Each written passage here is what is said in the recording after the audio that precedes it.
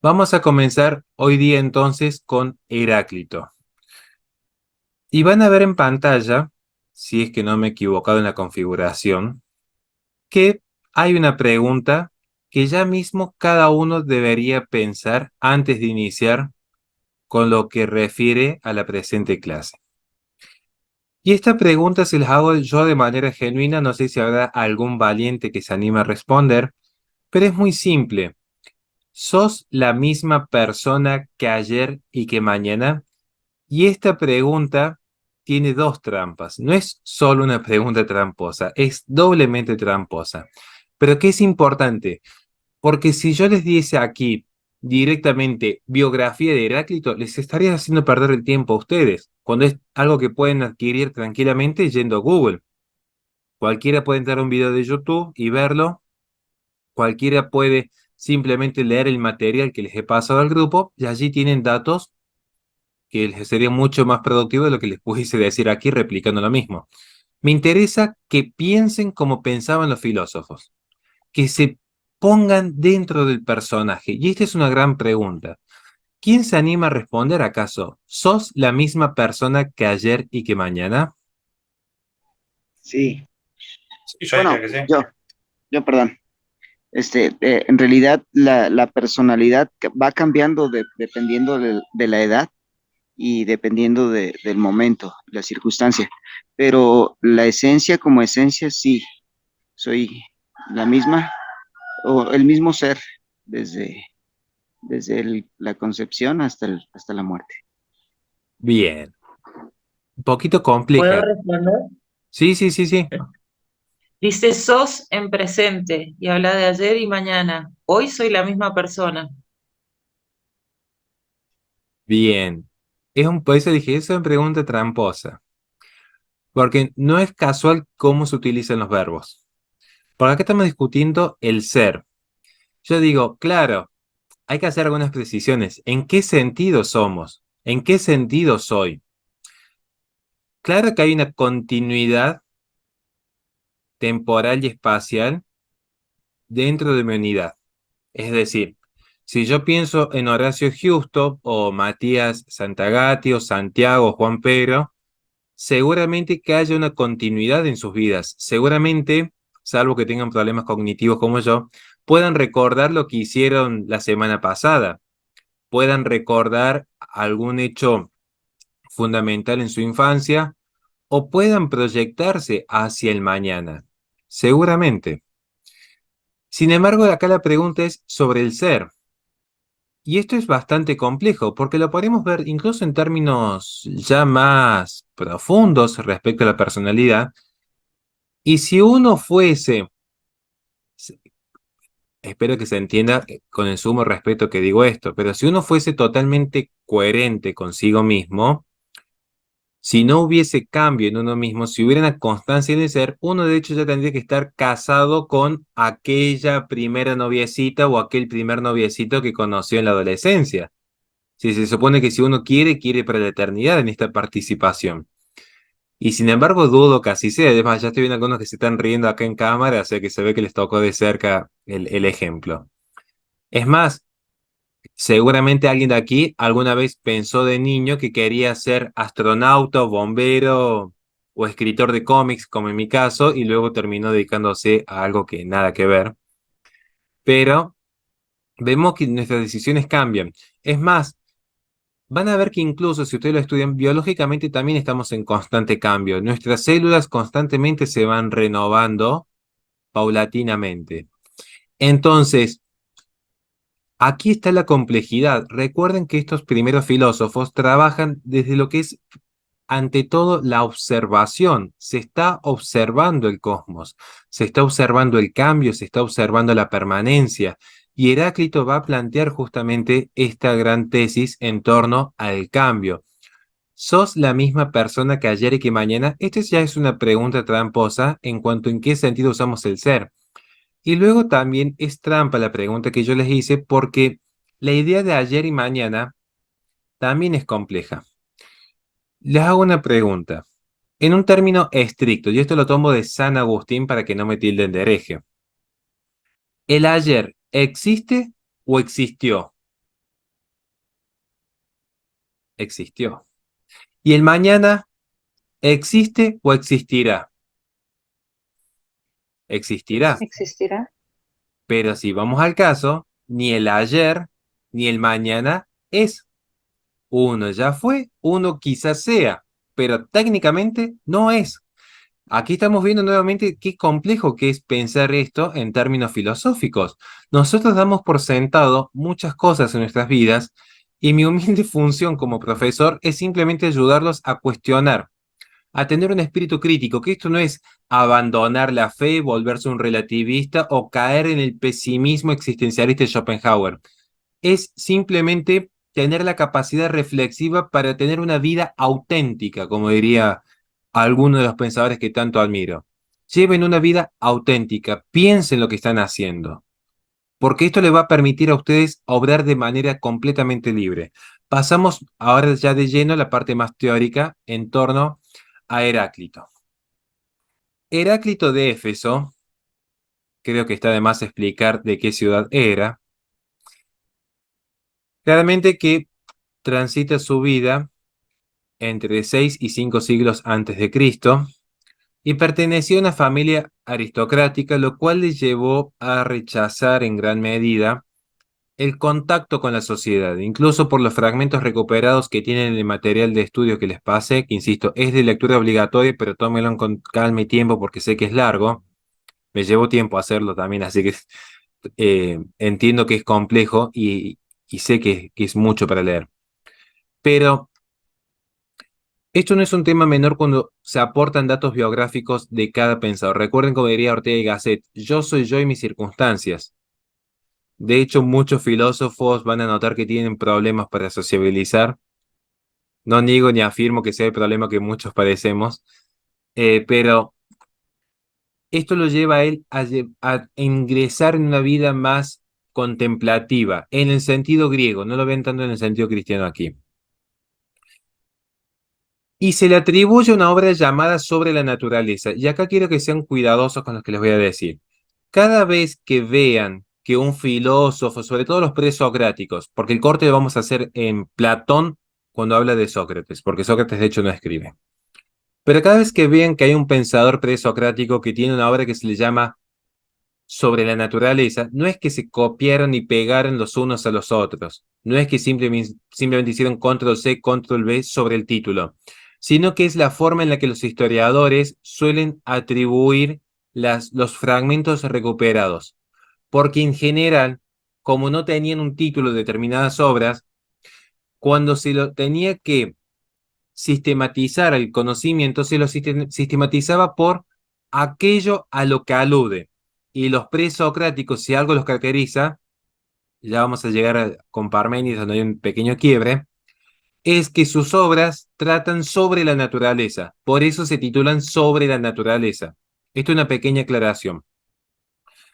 Lo cierto es que Heráclito va a ingresar en temas que aluden tanto a la naturaleza como al cosmos, como al alma. Recuérdense que en esa etapa todavía no hay una distinción clara y distintiva entre ciencia y filosofía. De hecho, no va a pasar mucho tiempo hasta que se empiece a hablar de filosofía de la naturaleza para distinguirlo de lo que es la cosmología, para distinguirlo de lo que son los estudios del alma. Y entonces ahí es donde nosotros empezamos a recuperar algunas de las obras, o mejor dicho, algunos de los fragmentos de Heráclito, y a partir de los fragmentos recuperados, por eso les dije, lean los fragmentos que les pasé de Heráclito. Por eso tiene en esta cualidad hermética con la que él escribe el apodo del oscuro, porque tiene una visión muy enigmática, no es simple de comprender, no es una visión tan clara y didáctica como puede tener, por ejemplo, Aristóteles en lo que refiere a ética, donde es muy simple y de fácil comprensión. Heráclito tiene ciertas ambigüedades y un lenguaje que en prosa resulta compleja la primera lectura. Vamos a tratar de hoy de traer luz. Por cierto, más adelante les voy a explicar ese cuadro famoso que es la escuela ateniense, donde están todos los filósofos. Allí está marcado justamente cuál pertenecería a Heráclito. Algún día les voy a explicar la historia de ese cuadro porque es muy interesante, pero necesito que primero veamos a todos los pensadores. Y aquí viene la complejidad de su pensamiento. Espero que se vayan entendiendo todo hasta aquí, porque acá viene lo difícil. Hay tres puntos fundamentales que van a marcar la filosofía de Heráclito, y esto es lo que hace su complejidad. La idea del cambio, fundamental, por eso está explicado y expuesto allí arriba, la idea de la tensión y la idea del logos. Ahora bien, si ustedes observan las propias imágenes, algo ya nos remite. Algo ya nos remite los símbolos que he decidido poner. Cuando hablamos de cambio, vamos a observar que de repente algo que podía ser de un color, luego es de otro color. Algo que podía tener una altura, luego tiene otra altura. Algo que podía ser, quizás de repente ya no sea. Y mientras tanto hay una tensión, porque en el paso del día surge la noche, en el paso del invierno surge el verano, en el paso de la vida surge la muerte. Como también está presente siempre la idea de un logos. No sé si reconocen la imagen, alguien que tenga una predisposición a las culturas antiguas. ¿Reconocen a qué imagen refiere la última que está abajo a la derecha? Es un jardín. Es una de las maravillas del mundo antiguo, ¿no? Los jardines de Mesopotamia. Jardines colgantes. Sí. Bien, muy bien. ¿Y ese jardín qué implica? ¿Acaso simplemente si yo arrojara semillas a un prado ya habría un jardín? ¿O requiere que una inteligencia la vaya ordenando, la vaya cultivando y la vaya generando? Aquí está el punto en Heráclito. Vamos a ver entonces qué es lo fundamental. Primero, van a escuchar que muchísimas veces, por eso trato de explicarlo con la humildad del caso, pero también con la responsabilidad, muchos dicen que el fuego era el arjé, que ya vimos en las primeras clases que era el arjé. Recuerden este principio fundamental, este principio material, como sustrato de toda existencia. Suelen decir algunos que el fuego es el arjé de Heráclito. No es tan así si uno estudia en profundidad, sino que el fuego es una figura arquetípica, es una figura metafórica, es una figura simbólica de la realidad. Porque este fuego de Heráclito al que se refiere en sus poemas es la forma en la que él entiende la materia y entiende la realidad. Porque el fuego, y no lo vean, porque acá sería una trampa, si alguien prende una hornalla, porque por la constancia que hay en el flujo del gas, claramente que va a haber una constancia en la llama. Sino que piensen cuando han hecho alguna fogata, cuando han sido Boy Scout o cuando han ido de campamento, o cuando les ha tocado hacer un asado en medio de la nada, o en cualquier asado, un asador. Van a ver que el fuego está constantemente moviéndose, pero que a su vez hay como una cierta regularidad. Es como un equilibrio entre el cambio y la regularidad. Esta regularidad en la combustión es a la que alude de manera arquetípica Heráclito en tanto la materia, porque es la medida en el cambio en el cosmos. Este fuego, que incluso algunos lo van a tomar cuando empiezan los estudios en cosmología, como esta visión expansiva, constrictiva, como este fuego que va creciendo, que se va achicando, como estas llamas que por momentos parecen grandes, por momentos se van achicando, pero que mantienen cierta regularidad dentro del cambio, porque hay una permanencia, y esa permanencia, que no, es lo que él va a llamar cambio, ese cambio es la permanencia. ¿Se entiende el punto? La permanencia a la que alude constantemente Heráclito es el cambio. Por eso cuando alguien dice que para Heráclito todo fluye, es cierto que todo fluye. Es cierto que para Heráclito todo cambia, pero en ese cambio hay una permanencia en el ser. En ese cambio constante hay un principio fundamental que se sostiene y que él metafóricamente alude al fuego. Por eso hay una confusión entre cambio y permanencia, que son dos palabras fundamentales. ¿Se entiende hasta aquí? Porque ahora vamos a citar textualmente a Heráclito y ahí quizás les sea mucho más fácil de comprender todavía. Pero ¿vamos bien hasta acá? Bien, gracias Juan. Bueno, y Nahum. Si hay dudas, por favor me interrumpen. De verdad, si hay dudas, por favor, me interesa que se entienda. Porque entendiendo los tres filósofos que vamos a ver hoy, van a entender desde el racionalismo de Descartes hasta lo que es cierta tendencia posmodernas en virtud del cambio. Pero es importante que entiendan esto. En uno de los fragmentos de las obras de Platón se hace referencia a Heráclito. Por eso hay que ser cuidadoso, porque hay que leerlo de manera directa a cada filósofo. Porque de repente Aristóteles en algún punto ha distratado a Parménides atribuyéndole conceptos que él nunca dijo. Y en algún punto a veces ha habido ciertos destratos a otros filósofos presocráticos sobre puntos en los que jamás han expedido. Entonces se le suele atribuir a partir de la lectura de Platón que fue Heráclito quien dijo nadie se baña dos veces en el mismo río. Seguramente alguien habrá escuchado esta frase alguna vez en su vida.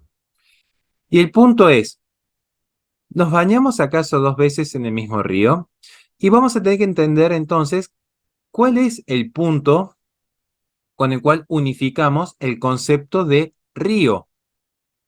Si es acaso esta abstracción pura que puede hacer nuestro intelecto, y tiene un problema. Tiene un problema esto. Si yo le llamo río a simplemente una designación lingüística que hablo sobre un fenómeno, hay un problema luego. Ahora, si yo hago la designación identitaria, si yo asigno identidad al río sobre la materia, lo cierto es que esa materia también está fluyendo, porque las partículas de H2O están constantemente fluctuando. ¿Podría alguien bañarse dos veces en el mismo río? Esta es una pregunta que le hago a ustedes. Seguramente Santiago me diría, supongamos, no sé cuál sería su posición, pero él me diría, no, porque las partículas, la materia, está en constante cambio. Entonces yo le diría, qué interesante, porque entonces, ¿qué sucede con nuestro propio cuerpo que también está mutando y está cambiando? ¿Vieron qué complejo que es? Dayana me diría, no, bueno, porque independientemente de que la materia, que las partículas estén cambiando, nosotros atribuimos el concepto de río y de identidad a este río a partir de nuestros usos y convenciones en el lenguaje, donde le designamos identidad, con esta palabra río, a ese cauce de agua que estamos viendo, que está viendo Lisandro, que está viendo Matías, que está viendo Horacio Houston. Ahora, yo le diría entonces a Dayana, contraargumentando ahora contra ella, ¿qué sucedería si todos, de repente, ignoramos la materia y por usos y convenciones le empezamos a llamar mujer a lo que es hombre? ¿Vieron qué compleja que es la discusión aquí? Esto no es simplemente oponerse al lenguaje inclusivo o a favor del lenguaje inclusivo o oponerse al materialismo porque sí o oponerse al idealismo porque sí, sino que cada uno lo pueda pensar. Vayan más allá del debate de Twitter, vayan más allá del debate de YouTube. Digan, ¿qué es lo que hace que algo sea lo que es? ¿Qué es lo que vamos a Aquí, estudiar? Y cuando eh, lleguemos a Santo Tomás de Aquino, hay muchas de estas inquietudes se van a empezar a aclarar. Ya en Aristóteles se van a empezar a aclarar estos puntos. Quédense tranquilos. Sí me interesa que lo puedan pensar como Heráclito. Pónganse en el lugar de Heráclito. Vean algún día un río y piensen, ¿me puedo bañar dos veces en el mismo río? Entonces, acá hay tres puntos que son fundamentales para entender a Heráclito, a partir de sus extractos. Lo escucho, Miguel Vargas, con su inquietud. ahí no entraría en juego el concepto de esencia, de lo cual es la esencia del río. Bien. Básico. Ujú. Espéreme un segundito, Miguel, porque les dije que todavía falta para llegar a Para Aristóteles. llegar ahí, vale, vale. Esperen, sean pacientes. Miren, la filosofía es como la cocina o el amor. Las grandes obras son siempre a fuego lento, tal como diría el propio Heráclito en referencia a este presunto arjé. Paciencia. Ahora tenemos que pensar como Heráclito. Sí, escucho que hay otra pregunta allí. Sí, bueno, pues yo pienso que es un solo cuerpo, ¿no? El río. Un río es, digamos que es un cuerpo de agua que fluye, ¿no? Que una corriente que constantemente está fluyendo y teniendo el concepto de lo que es un río, pues sí nos bañaríamos en el mismo río porque el río no es solamente el agua que ya pasó o el agua que no ha pasado, sino que es todo un mismo cuerpo que el que está fluyendo constantemente, ¿no? No me baño en el agua que ya pasó y no me he bañado en el agua que no ha pasado todavía, sino la que está pasando en el momento que yo me meto al río. Pero sí en el río porque el concepto de río es eso, ¿no? Es ese cuerpo, una corriente de agua que está fluyendo constantemente, ¿no? Entonces, el río no es el agua que ya se fue y que ya cayó en el mar o que ya Sí, está en el entiendo. lago, sino que es la corriente constante, ¿no? Bueno, Heráclito diría algo similar en torno al cambio en esto que explicamos al comienzo. Hay una permanencia dentro de lo que está fluyendo, pero la cuestión es si nosotros consideramos que el río es este concepto de lo que está fluyendo constantemente, dijimos, tiene también su peligro cuando un sofista, porque esto lo va a hacer, esto lo van a hacer muchísimo los sofistas, cuando lleguemos a Sócrates vamos a ver esto en profundidad. Los sofistas es una clase entera prácticamente. Tiene su particularidad, porque si tomamos una desconexión completa de la realidad, la ambigüedad del lenguaje puede generar algunos vicios. Pero ya vamos a llegar cuando lleguemos a filosofía del lenguaje. Faltan todavía 25 siglos para llegar a Wittgenstein. Esperen, paciencia, paciencia. Eso es como el barco. Esperen, paciencia, estamos viendo. Vamos a ir porque si no se nos va a ir la clase. Me quedan 20 minutos, 10 minutos para terminar lo más complicado todavía. Paciencia les pido. Primer punto de su pensamiento. Este cosmos no lo hizo ningún dios ni ningún hombre, sino que siempre fue, es y será fuego eterno. Insisto, fuego eterno no lo tomen como principio material, sino como figura arquetípica. Ya lo expliqué, pero lo quiero recalcar una vez más. Que se enciende según medida y se extingue según medida. Está sosteniendo que el cosmos, la realidad, para que lo podamos entender en este sentido, la naturaleza, que es donde habitamos, es está constantemente en cambio, pero que esta realidad no tiene un principio y un fin. Esto es muy interesante, porque él sostiene que en realidad sí hay una especie de ser. Él no usa la palabra ser todavía. No vayan a tomar nota de esto, por favor. No está usando la palabra ser, es para que se entienda por lo que hemos visto en los primeros módulos. Él está diciendo que hay una permanencia eterna. Todo es y es eterno, pero en este ser hay una constante fluctuación, hay un constante cambio. Entonces, aquí está el primer punto. Todo es eterno, simplemente que está sujeto a cambio. Todo cambia, pero ese cambio constante es eterno. El segundo punto es que conviene saber que la guerra es común a todas las cosas y que la justicia es discordia y que todas las cosas sobrevienen por la discordia y la necesidad. Parece un poco complejo lo que está diciendo aquí Heráclito. Ciertamente que parecería una abstracción inentendible. Lo que está refiriendo aquí es que todo cambio, que es el principio fundamental para él, este cambio es siempre por oposición. Pensemos rápidamente. A ver, ¿qué es lo que se opone a la noche? Como le explico a mi hija. ¿Quién sale de noche? La luna. ¿Quién se anima a decir quién sale de día? El sol. ¿Qué es lo que se opone al verano?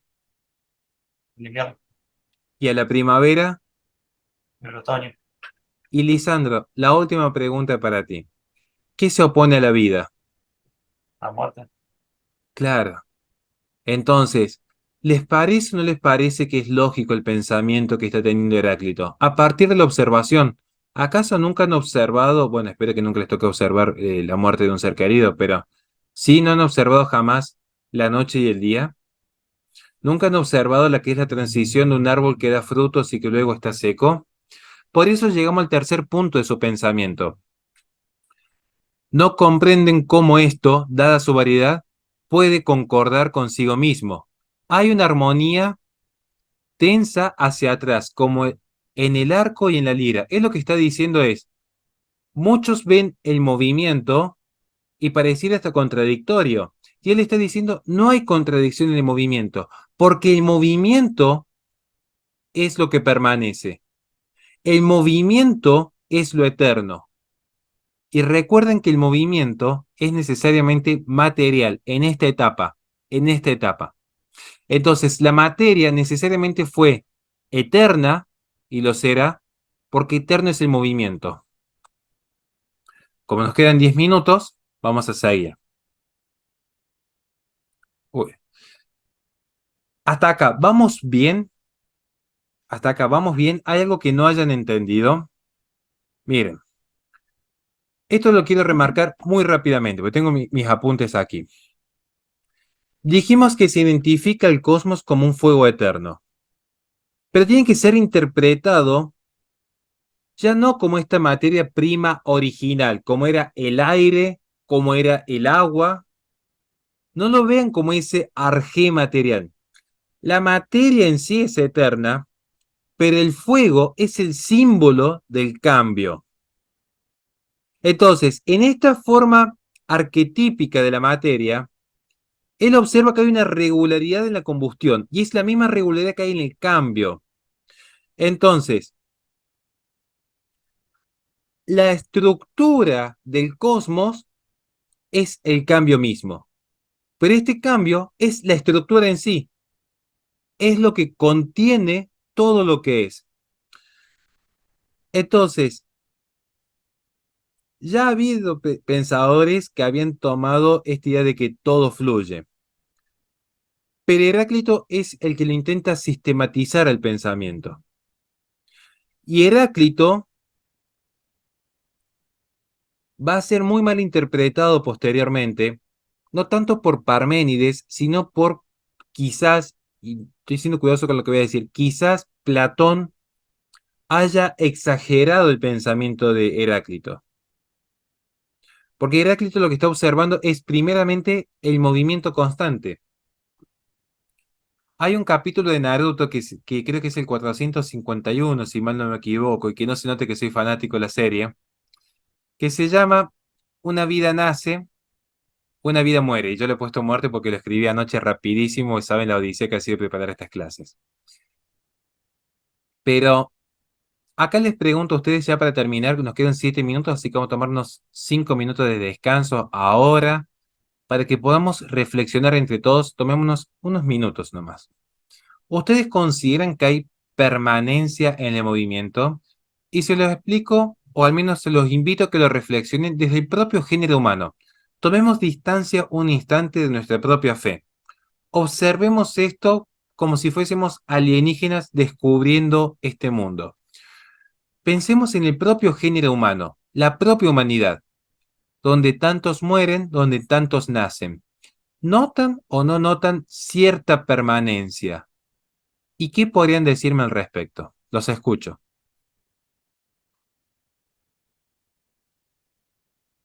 Para mí, profesor, es individual lo que o sea, de un género o una especie, yo no noto que la especie permanece. Se extingue directamente o cambia o no. Individualmente sí noto que hay una permanencia hasta que fenece la sustancia. Bien, gracias Matías. Es interesante porque yo, de hecho, pensaría totalmente distinto. O sea, yo pensaría que la especie de la humanidad hasta el día de hoy ha sobrevivido y es el individuo que a veces nace y que a veces muere. De hecho, en la historia de nuestra propia existencia. ¿Cuántos han tenido que fallecer antes que nosotros para que hoy estemos aquí? Y sin embargo, la humanidad se sostiene. La propia idea de muerte o de vida sigue estando presente. Te escucho, Miguel. Cuando pienso en movimiento y permanencia, la primera imagen que se me viene a la cabeza es la respiración, como movimiento que va a estar presente, permanente en toda nuestra vida, pero es movimiento, ¿no?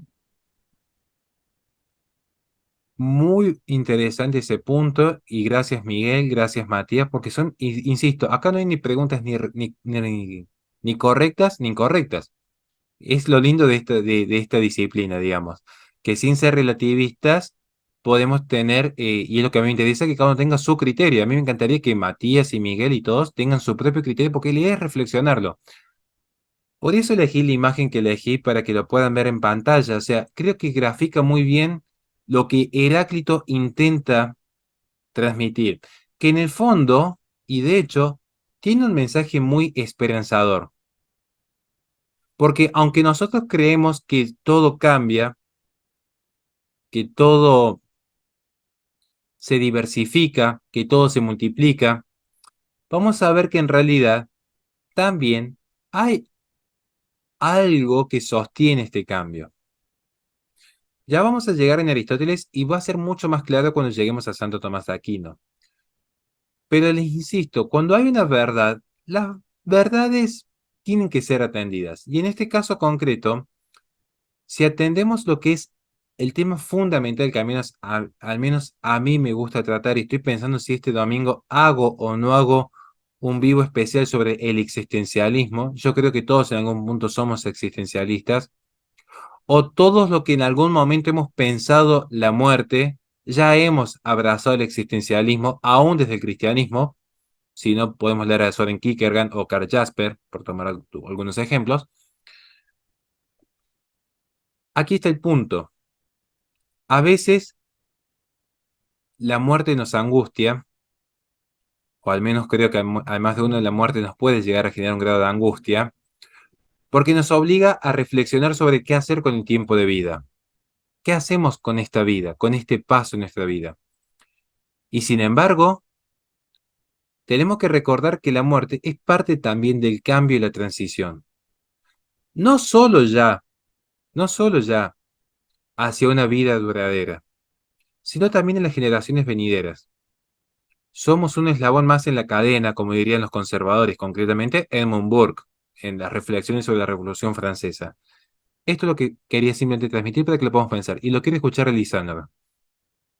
Sí, esto último me hace pensar, no sé si tiene que ver o no, pero me hace pensar cuántas veces hoy se escucha todo el tiempo, uy, es pleno siglo XXI, todo como que todo cambió y no sé cómo puede haber guerra en pleno siglo XXI, cómo puede pasar esto, si estamos asumiendo que que ese cambio eh, traería eh, otros resultados capaz, o no sé cómo decirlo, pero en realidad vemos que a pesar de ese cambio, las, permanecemos en lo mismo, o sea, los pecados siguen siendo los mismos, eh, las virtudes siguen siendo las mismas, no, va a seguir habiendo guerra, va a seguir habiendo estas cosas, a pesar de ese cambio momentáneo de circunstancias.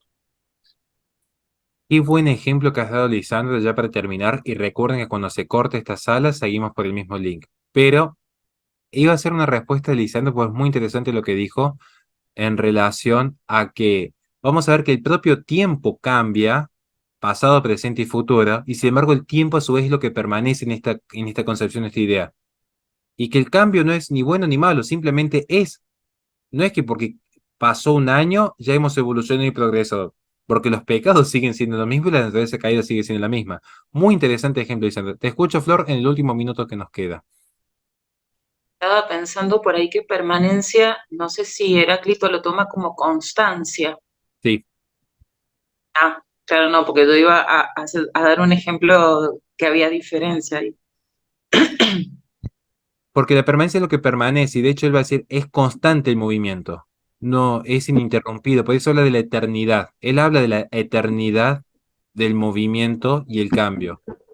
Por eso le dije, hay que leer los fragmentos que les pasé, porque van a notar que constantemente está esta idea de, aun cuando todo cambia, el cambio es lo que está. no va a hablar todavía del ser, nomás que me resulte más fácil a mí hablar del ser porque, bueno, yo tengo esta formación más tomista, pero el ser, para él es el cambio, y es constante y es eterno. Esto es lo que le quería transmitir, y recuerden, nos vamos a ver ahora.